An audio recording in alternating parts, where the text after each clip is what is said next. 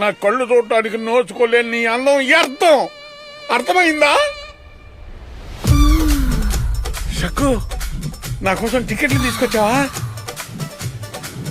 ఏంటి ఇక్కడ? చెప్పుతో కొడతా తప్పుడు నా కొడక. మాటలు జాగ్రత్తగా రానే. నేను అనుకున్నది నిజమే. ఏమని? ఆడు పెద్ద ముఠాకోరని. గమనించలేదు గాని చీరగడితే ఈడు షకిలనే.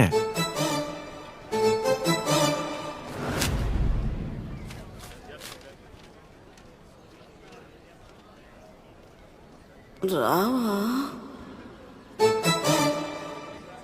వద్దా